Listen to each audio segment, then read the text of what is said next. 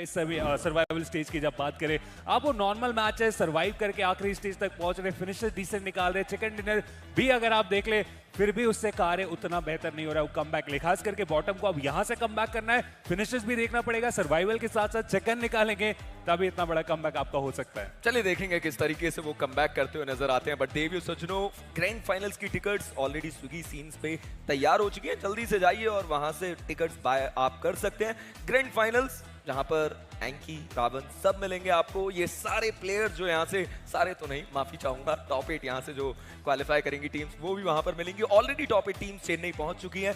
जल्दी से जाइए स्विगी सीन्स पर और बीजीआई 2026 के फाइनल्स की टिकट को खरीद लीजिए, मजा आने वाला है।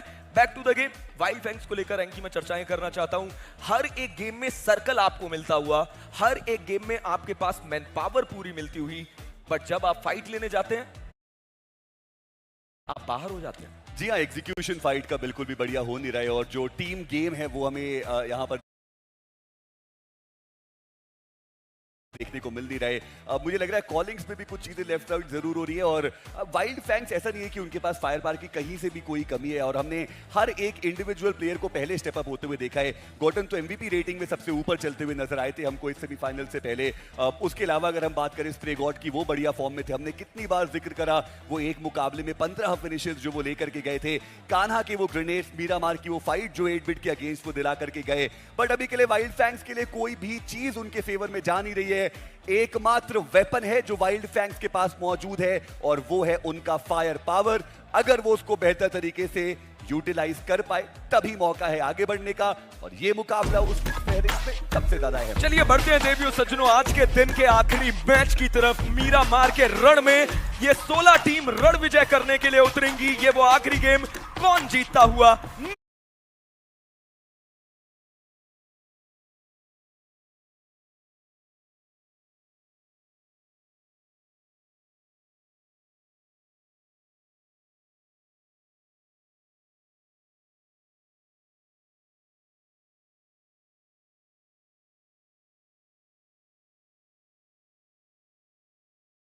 नजर आएगा।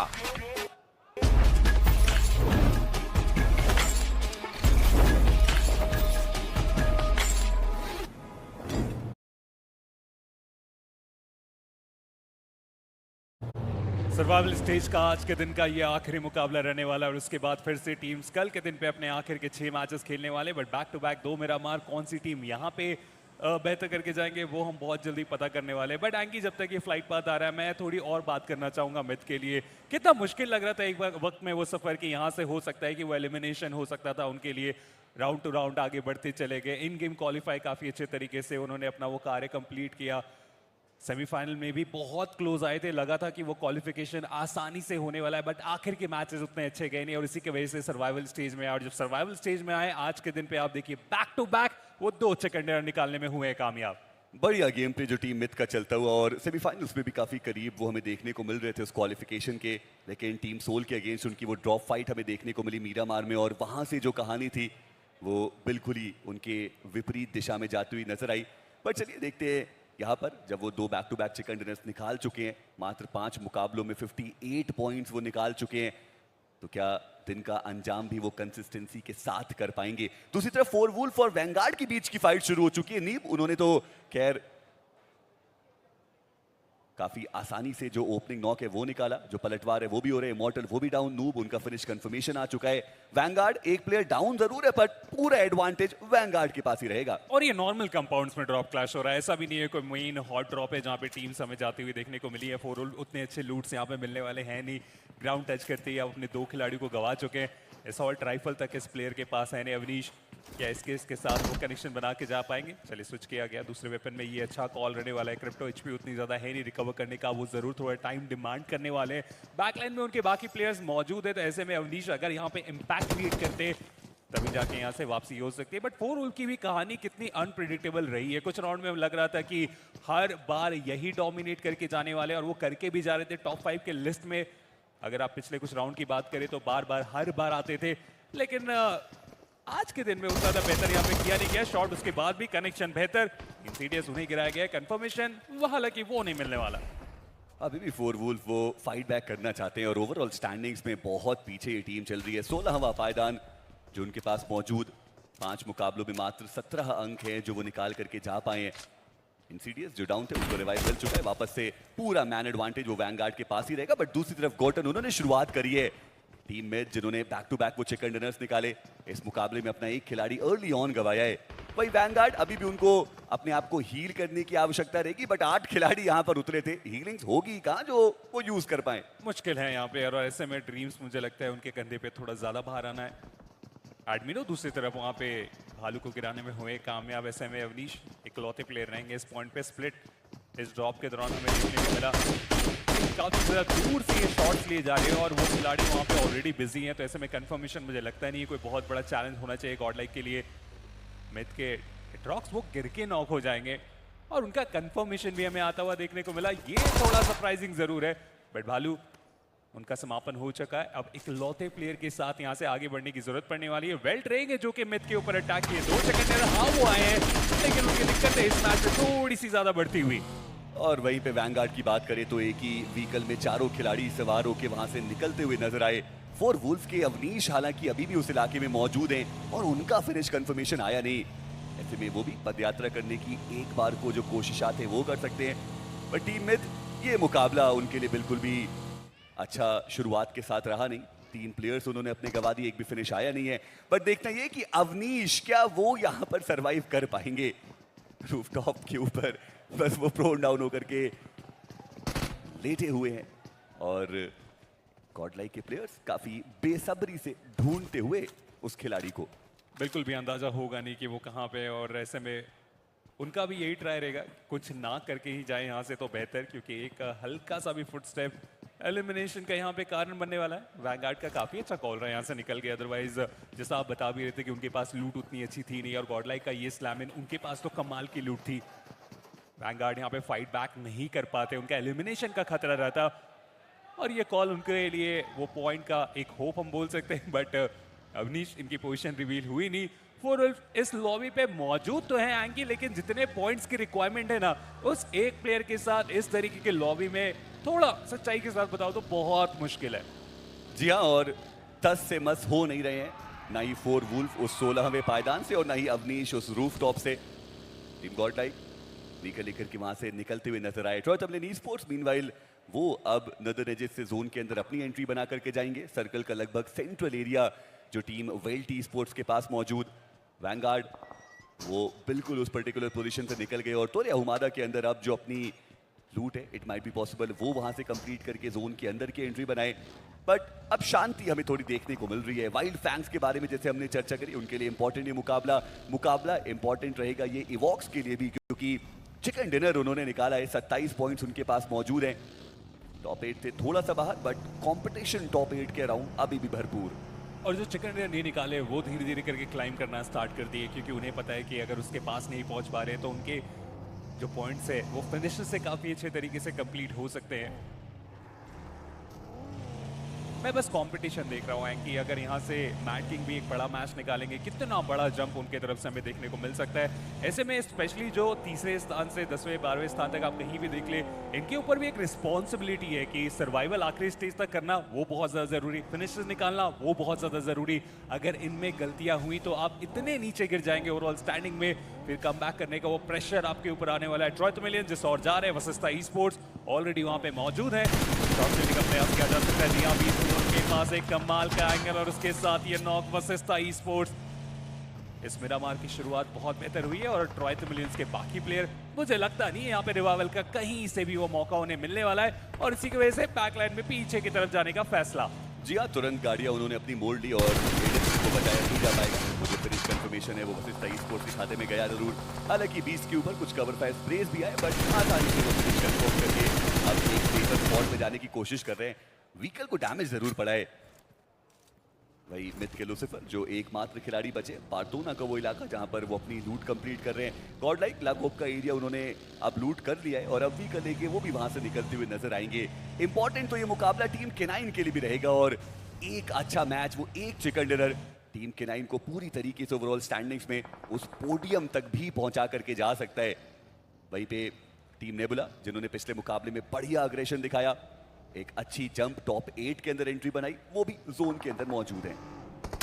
और दोनों टीम्स ने रोटेशन बहुत ज़्यादा बेहतर करके दिखाई है। हिलपूजू के अगर ड्रॉप की बात कर ले, फिनिक्स वर्सेस नेबुला, वहाँ पे हमें होता हुआ देखने को मिला नहीं। एक टीम अर्ली रोटेट करके सर्कल के सेंटर के आसपास पहुंचने में हुए कामयाब, एक टीम थोड़ा लेट रोटेट की, वेस्टर्न साइड का सपोर्ट लिया गया और नेबुला स्पोर्ट्स अभी वेस्टर्न साइड पे ही रुके हुए हैं। फिनिक्स उनके सामने एक चैलेंज हालांकि आ चुका है, रैपिडो नजरें गड़ा के बैठे हुए, इन्फॉर्मेशन पूरे तरीके से यहाँ पे निकालने का फैसला, और बैकलाइन से भी टीम इसी और आ रहे हैं, बट फिनिक्स रोटेशन करने का डिसीजन बनाया जा चुका है। सिम्प निकल चुके हैं, वाइपर भी निकल चुका है, ऐसे में रैपिडो अब उन्हें भी पोजीशन की करने की जरूरत पड़ने वाली है। एम गॉड हालांकि उन्हें मौका मिल सकता है फिनिक्स के ऊपर वो स्प्रे करने का। जो टीम्स लेट रोटेशन कर रहे थे, वैंगार्ड, उन्होंने भी चलने की शुरुआत कर दी, और वैंगार्ड ने जो लेट रोटेशन किया उसका एक कारण भी रहा है, जहाँ पे उन्होंने अर्ली फाइट की तरफ थोड़ा टाइम बिताया, उसके बाद सर्कल के काफ़ी ज़्यादा बाहर गए, वहाँ से लूट कंप्लीट किया, और अब जाके उनकी रोटेशन की शुरुआत हुई है। हालांकि प्लेयर्स की एचपी आप देखिए काफ़ी ज़्यादा कम हो चुकी है, अभी भी ब्लू जोन का डैमेज उनके ऊपर कंटिन्यूसली पड़ रहा है। पर मुझे लगता नहीं कि ज़्यादा दिक्कतें वैंगार्ड को यहाँ से होने वाली हैं सर्कल के अंदर पहुँचने के लिए, बट चलिए अब जो सर्कल है वो बहुत दूर गया है और अब यहाँ से वैंगार्ड की दिक्कतें ज़रूर बढ़ेंगी। मैं इसलिए बोल रहा था क्योंकि सेंट्रल जो अप्रोच है वो मल्टीपल टीम्स का देखने को मिल रहा था, एजेस वहाँ पर खाली थे, बट अब यहाँ पर जब इतनी सारी टीम्स मौजूद है, एक भी जो स्क्वाड का एलिमिनेशन है वो हमें अभी तक देखने को मिला नहीं है। आसान नहीं रहेगा वहाँ से आकर के अपने आप को एजेस के अंदर पहुँचा पाना। टीम के 9 वीक लेके वो भी आगे बढ़ते हुए, ट्रॉय तमिलन ई-स्पोर्ट्स अभी भी सर्कल के बाहर वो हमें देखने को मिल रहे हैं। टीम मैड किंग्स, कई बार हमने देखा है कि मीरामार का ही वो मुकाबला होता है जहां से टीम बेहतर खेल के जाती है। वो मीरामार का मैच जहां पर शैडो ने शुरुआती वो 4 फिनिशेस निकाले थे, फिर बाद में जो प्रो और क्लच गॉड थे उनका भी साथ मिला, और एक बढ़िया जो मैच था वो मैड किंग्स ने निकाला था। एक मोमेंटम उनका बना जरूर था, और अभी भी मैड किंग्स को एक अच्छे मोमेंटम की तलाश है। मात्र 19 अंक निकाले गए हैं 5 मुकाबलों में। मुश्किल है उनके लिए सफर, और रैंगल में भी हमने देखा था कि प्ले जोन के बाहर उनकी फाइट हुई थी, प्रो ने काफी अच्छे तरीके से वो एफर्ट दिखाया, उसी के कारण वो पॉइंट्स हमें वहाँ पे कुछ हद तक देखने को मिल रहे हैं। बट सिर्फ उन्हें मिड रेंज से नेबुला स्पोर्ट्स की तरफ से नॉक किया गया था। अच्छी खबर ये रही कि आसानी से उन हार्ड कवर्स में थे, रिवाइवल वहाँ पे मिल चुका है वर्सेस साई स्पोर्ट्स। ये शॉट थोड़ा परेशान करने वाला है, जी हाँ, स्लग फाइट यहाँ पे करने के लिए आ चुके हैं। कंफर्मेशन में भी कोई ज्यादा दिक्कत का विषय इस पॉइंट पे बनना नहीं चाहिए।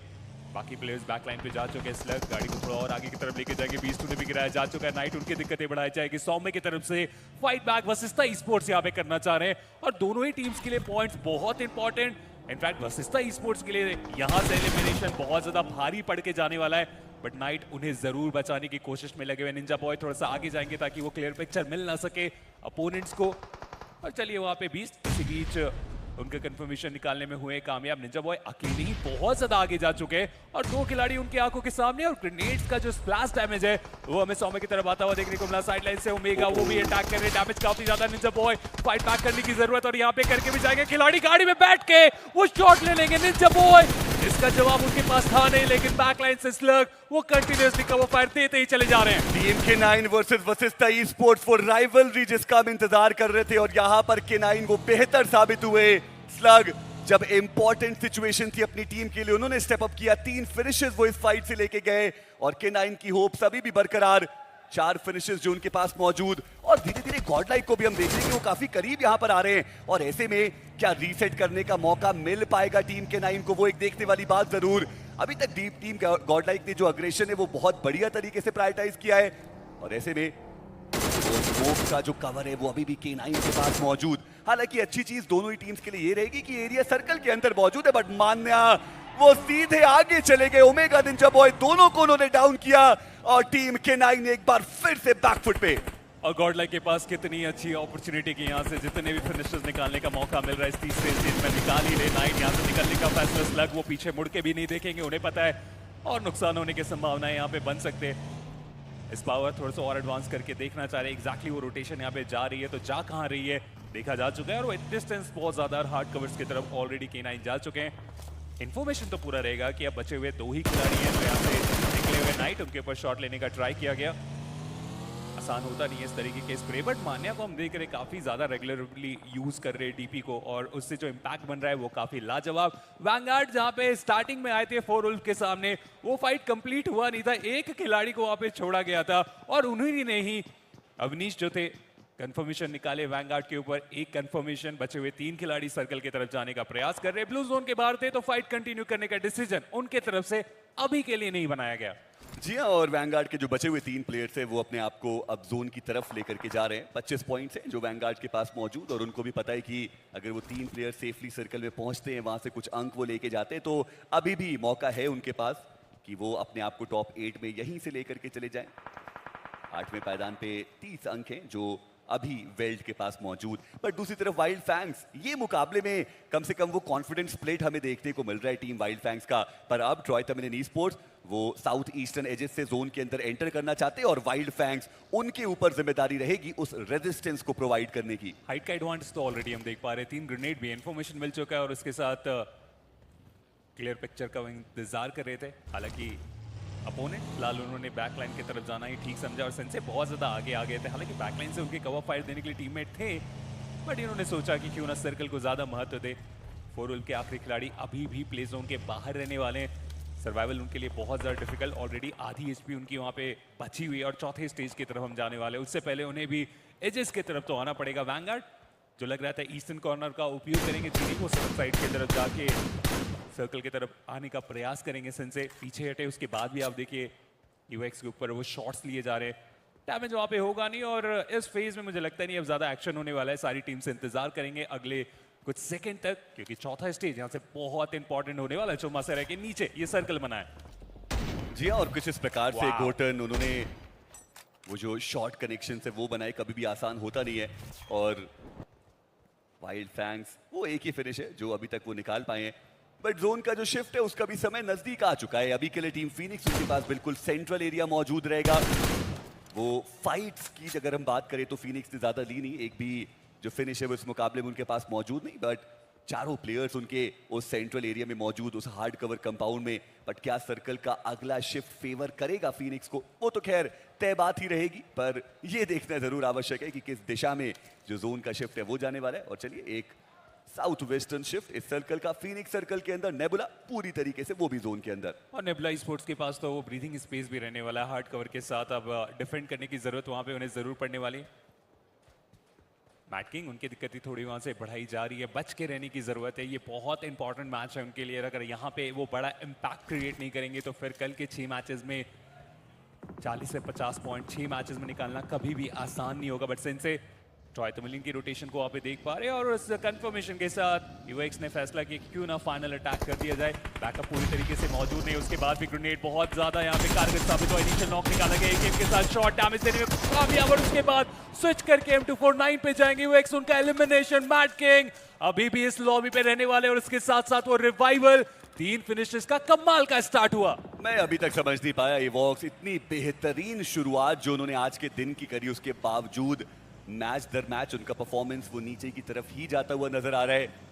और कहाँ ये टीम ओवरऑल स्टैंडिंग्स में इतना ऊपर देखने को मिल रही थी, अब वो 10वें पायदान पे आ चुके। इस मुकाबले में एक भी अंक वो लेके जा नहीं पाए, बट शैडो काफी आसानी से वो वैंगार्ड के डियोनिसिस का जो फिनिश कंफर्मेशन है वो अपने खाते में लेके जाएंगे।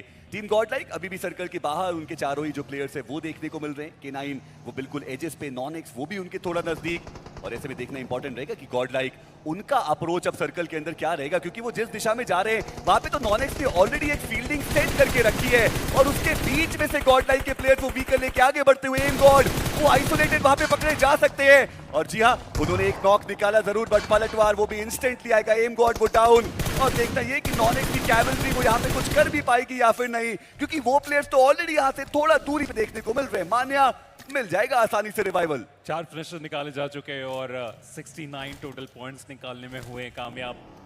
क्या 6 मैचेस में ही पूरे तरीके से क्वालिफिकेशन तय करने वाले हैं, क्योंकि अगर इस मैच में और कुछ अच्छे पॉइंट्स निकाले गए, 80-85 कट ऑफ हम बात कर रहे थे। वाइपर दूसरी तरफ वेल्ट के ऊपर वो हमला कोकुल उन्हें गिराया जा चुका है। सेम वो काउंटर करेंगे, प्रोटॉन उनकी दिक्कतें बढ़ाई जा रही है। K9 आउट नंबर है इस मैच में और सर्कल के अच्छे से में जाने का प्रयास चल रहा है। सेम वो कंफर्मेशन भी निकालेंगे और उसके साथ गॉडजी नॉन-एक्स के ऊपर वो हमला।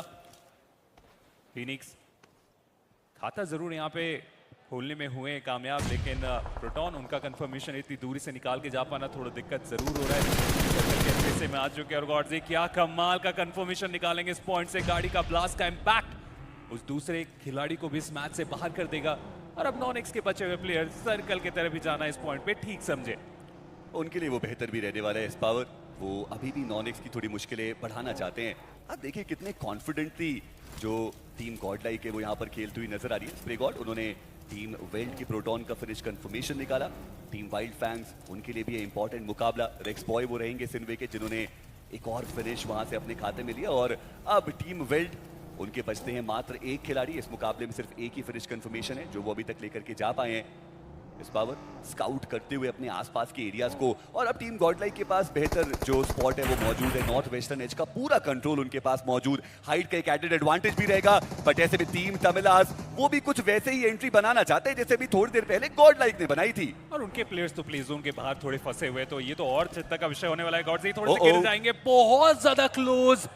बूस्टर कभी वहां पे साथ मिला था, बचने में हुए कामयाब। अगर यहाँ पे नॉक होते तो पूरी कहानी बदल सकती थी। टीम तमिलास वो एजेस से सर्कल की तरफ जाने का वो डिसीजन बनाना पड़ेगा, क्योंकि सर्कल का अगला शिफ्ट पूरे तरीके से सदन साइड को फेवर कर चुका है। मिस्टर आइजल इस पावर को डैमेज देने में कामयाबी प्राप्त की है। ग्रेनेड हालांकि रीपोजिशन करने में हुए कामयाब। इस पावर तो कुछ खास फर्क पड़ेगा नहीं, बट टीम तमिलास धीरे धीरे करके गॉडलाइक की ओर ही जा रहे हैं। और टीम तमिलास के लिए भी ये मैच बहुत इंपॉर्टेंट है एंकी, क्योंकि आप देखिए 35 पॉइंट।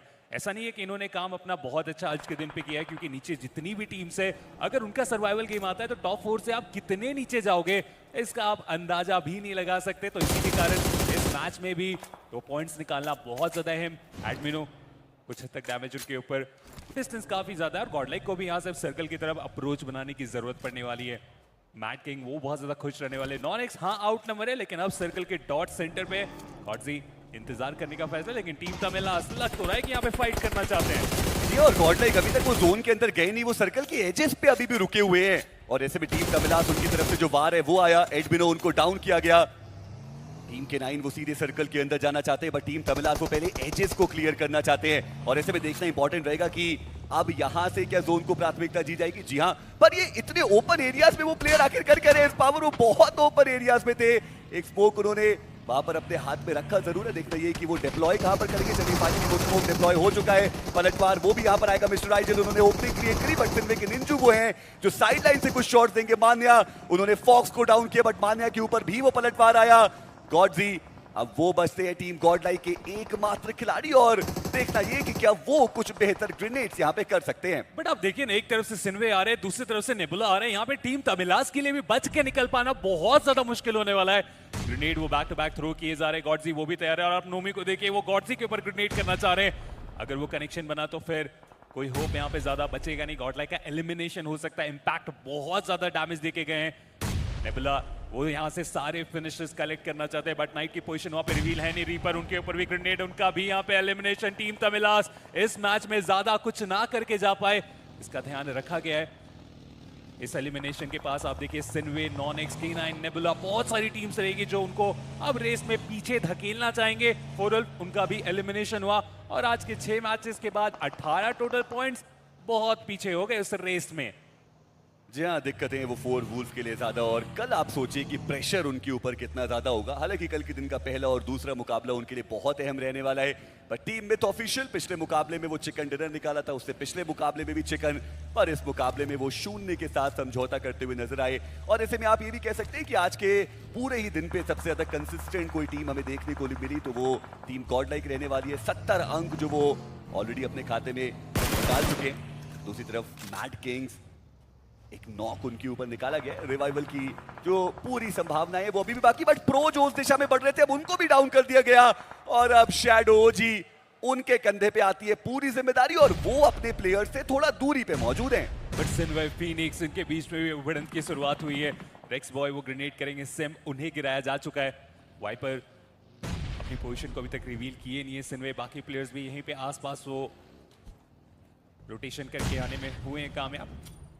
काउंटर ग्रेनेड्स भी आ रहे, थोड़ी बचने की जरूरत। वो एक अलग टीम रहने वाली है नॉन एक्स जो थोड़े इंटरेस्टेड दिखे, बट मोक्ष मुझे लगता नहीं है ज्यादा दिक्कत होना नहीं चाहिए इस पॉइंट पे। सोमराज एक अलग एंगल से ग्रेनेड कर रहे थे, बट मोक्ष वाइपर को डैमेज देने का प्रयास, उसमें फायदा हुआ नहीं। बट सिम उन्हें गिराया जा चुका है। वाइपर एक बार फिर से यहाँ पे टीम को संभालते हुए नॉक के साथ कंफर्मेशन भी निकालने में होंगे कामयाब। बट निंजा बैकलाइन से वो कवर फायर, और उसका फायदा फीनिक्स। उनका ये मैच साधारण साबित होता हुआ सिन्वे 6 टोटल फिनिशर निकालने में हुए हैं कामयाब। बढ़िया प्रदर्शन जो यहाँ से सिन्वे का भी चलता हुआ। अच्छी बात यह है कि 3 खिलाड़ी उनके अभी भी सरवाइव कर रहे हैं और नॉर्दर्न एज का कंट्रोल वो उनके पास आ भी जाएगा। टीम के 9 के नाइट अब इकलौते बचे हैं अपनी टीम से, हालांकि सर्कल के अंदर वो मौजूद जरूर, अभी भी 10 टीम्स मौजूद है, तो प्लेसमेंट पॉइंट अगर चाहिए तो थोड़ा और सर्वाइवल उनको करना पड़ेगा। वही टीम मैड किंग्स शैडो, उन्होंने जो रिवाइवल्स हैं वो एग्जीक्यूट कर दिए। साइरेक्स और प्रो, अब वो दोनों खिलाड़ी अपने कदमों पे और जोन की तरफ बढ़ते हुए भी। मुझे लगा स्प्रे गॉड ने देख लिया होगा, बट ऐसा हुआ नहीं। संजय भी काफी दूर है, मौका मिला तो मुश्किलें बढ़ सकती है, बट संजय उनकी पोजीशन पूरे तरीके से यहाँ पे रिवील हो चुकी है। ध्यान से रहने की जरूरत है उस पॉइंट पे। स्प्रे गॉड उन्हें पिक करने गए, सर्कल एक सेंट्रल शिफ्ट लेता हुआ और उसके बाद ये जो टीम जो एजेस पे रुके हुए थे उनकी दिक्कतें बढ़ा के जाने वाले। उठाना उन्हें पता भी नहीं चला, उनके पीछे एक खिलाड़ी आ चुके हैं। स्प्रे गॉड यहीं से होके गए थे, वो इन्फॉर्मेशन नहीं मिला और वो इन्फॉर्मेशन ना मिलने के कारण आप अपने एक इंपॉर्टेंट प्लेयर को इस मैच से गवा देने वाले हैं। बचे हुए प्लेयर हाँ वहां पे वेल्ड के आखिरी खिलाड़ी की मुश्किलें बढ़ाएंगे, बट दिक्कतें तो यहाँ पे वाइल्ड फैंग की भी बढ़ती। बट K9 सिन्वे के ऊपर वो हमला, वाइल्ड फैंग के स्प्रे गॉड रहेंगे जो कि हिस्परॉस के ऊपर वहां पे नॉक निकाला गया। नाइट निंजा के ऊपर वो ग्रेनेड करना चाह रहे, दोनों गेमों से वो ग्रेनेड कुक तो हुआ, थ्रो भी हुआ, बट फायदा किन्हीं को हुआ नहीं। रेक्स बॉय उन्होंने भी साथ ही साथ एक ग्रेनेड फेंका था, स्प्लैश डैमेज से ही काम चलाना पड़ेगा। बट गॉडलाइक के गॉडजी वो भी तो पीछे से धीरे धीरे ही सही वो अपने आप को दूसरी तरफ उन सर्वाइवल पॉइंट्स की तरफ लेके जाने की कोशिश में लगे हुए, बट हाइट का एडवांटेज भी है यहाँ पे सिन्वे के पास। और नाइट वो अकेले बचे अपनी टीम से। टीम सिन्वे को खिलाड़ी जो उनके बहुत करीब आए, एक सरप्राइज दिया वहां पर नाइट ने और इंस्टेंट नॉक एंड फिनिश वहां पर निकाला गया। सिन्वे के 2 प्लेयर्स जो भी सर्वाइव कर रहे हैं और अब उनको भी पता है कि आगे एक खिलाड़ी मौजूद है, यही वो कारण कि ग्रेनेड्स का साथ वहां पर लिया जा रहा है। रेक्स बॉय फाइनली व्हीकल लेकर के वो भी अपने आप को थोड़ा रीपोजिशन करते हुए नजर आए। नाइट अभी भी वो उस हिल के नीचे मौजूद हमें देखने को मिल जाएंगे। नॉन एक्स मीनवाइल सर्कल का लगभग सेंट्रल एरिया जो उनके पास मौजूद रहेगा। वाइल्ड फैंग्स 1-2 का एक बड़ा स्प्रेड, पर ऐसा महसूस तो हो रहा है कि टीम नेबुला वो इस मुकाबले को जरूर कन्वर्ट कर सकते हैं। कल के दिन की भी शुरुआत जब मीरामार से हुई थी तो वो एक चिकन डिनर लेकर के गए थे, यहाँ पर भी चारों प्लेयर्स उनके सर्वाइव कर रहे हैं और 2 फिनिशेस वो ऑलरेडी निकाल चुके हैं। मुझे एक सेकंड के लिए लगा कि गॉडजी वहां पे अटैक कर सकते हैं नेबुला के ऊपर, क्योंकि उनकी पोजीशन वहां पे रिवील थी नहीं, बट नेबुला स्पोर्ट्स डिसीजन बना चुके हैं कि ये जो बहुत बड़ा स्प्लिट बना के रखा गया था वेस्टर्न साइड में, उसे घटाने का सबसे अच्छा वक्त आ चुका है, क्योंकि हम 7वें स्टेज पे जाने वाले हैं। आप आदि को देखिए कितना अलग खेल रहे थे, बट एक और सेंट्रल शिफ्ट, जितनी भी टीमें एजेस पे रुके हुए थे, अब यहाँ से आगे बढ़ने की वो जरूरत। मैट किंग के ऊपर वो हमला, डैमेज जरूर वहां पे दिया जा रहा है, लेकिन अब ये रोटेशन की मुझे बहुत चैलेंजिंग सारी टीम्स के लिए देख रहा हूँ। अब ऐसे में कौन अर्ली रोटेशन अपने एंड से देने वाले हैं?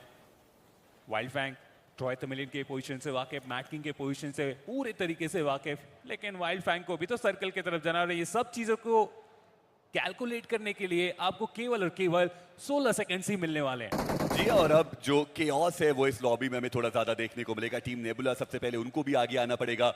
गॉटन और वाइल्ड फैंग्स के बाकी के 2 प्लेयर्स के बीच में भी जो दूरी है वो थोड़ी ज्यादा हमें देखने को मिल रही है। ऐसे में देखना ये भी इंपॉर्टेंट कि ईस्टर्न एज का कंट्रोल वो किस प्रकार से लिया जाएगा और गॉटन वो किस प्रकार से अपने बाकी टीम में यूनाइट होते हुए नजर आएंगे। नॉन एक्स जिसके पास अभी तक सर्कल का सेंटर था, अब थोड़ा एजेस का एरिया है, जो बाकी की टीम से वो प्रेशर क्रिएट करना चाहते हैं। सिन्वे वो तो व्हीकल लेकर के सीधे आगे चले गए और ऐसे में वो फाइट होना थे, बट आर्थर बढ़िया तरीके से यहाँ पे रेजिस्टेंस को प्रोवाइड करते हुए वो नॉक्ड प्लेयर को पहले फिनिश करना चाहते थे और वो जो चाहत है वो उनकी पूरी हुई भी, बट उनको भी पता है कि उस ब्रोकन शैक के अंदर रहना वो बिल्कुल भी बेहतर बात रहेगी नहीं। यहाँ पर स्टन ग्रेनेड का भी इस्तेमाल किया गया। रेक्स बॉय वो सब कुछ का इस्तेमाल कर रहे हैं जो वो कुछ कर पाते। फाइनली जंप शॉट की कोशिश, बट पीछे से फीनिक्स वो हैं जिन्होंने अपने खाते में ले लिया वो फिनिश। लगभग 26 मिनट सरवाइव करने के बाद आपको प्लेसमेंट पॉइंट का अंक यहाँ से अब मिलने वाला है। सिन्वे उनका एलिमिनेशन होता हुआ दूसरे, तीसरे और चौथे स्थान वाली टीम इस मैच से बाहर हो चुके। नॉन एक्स के पास भी वो एक खिलाड़ी मौजूद है, बट मल्टीपल फाइट्स हुए। वाइल्ड फैंग ट्रॉय तमिलियंस के ऊपर वो हमला, मैट किंग वो भी यहाँ पे थोड़ी से दिक्कतों में फंसते हुए, और नेबुला स्पोर्ट्स वो ग्रेनेड करना चाह रहे लेकिन डिस्टेंस उतना मिलेगा नहीं। शैडो उन्हें यहाँ पे रिवाइवल देने की जरूरत। साइरेक्स उनकी भी एचपी बहुत ज्यादा कम रहने वाली है, बट नाइट वो अकेला खिलाड़ी अपनी टीम के लिए पॉइंट्स निकालता ही चला जा रहा है। 8 टोटल पॉइंट्स फिनिशेस के, और उसके साथ साथ वो प्लेसमेंट के पॉइंट आ चुके हैं टॉप 3 में। लेकिन गॉडजी जो आखिरी सर्वाइव कर रहे थे गॉडलाइक से, उनका भी अंत होता हुआ, बट ऑलरेडी 73 क्रूशियल नॉक्स निकालते हुए देखा है, अपनी टीम का सेवियर बनते हुए देखा है। और इस बार जब बारी सर्वाइवल की थी तो वहां पर भी 10 में से 10 अंक, ऑलरेडी मिनिमम 5 प्लेसमेंट के पॉइंट तो वो खिलाड़ी निकाल ही चुका है। और देखना ये कि वाइल्ड फैंग्स और नेबुला अगर उनकी पहले वो फाइट होती है, क्या कुछ और वैल्यूज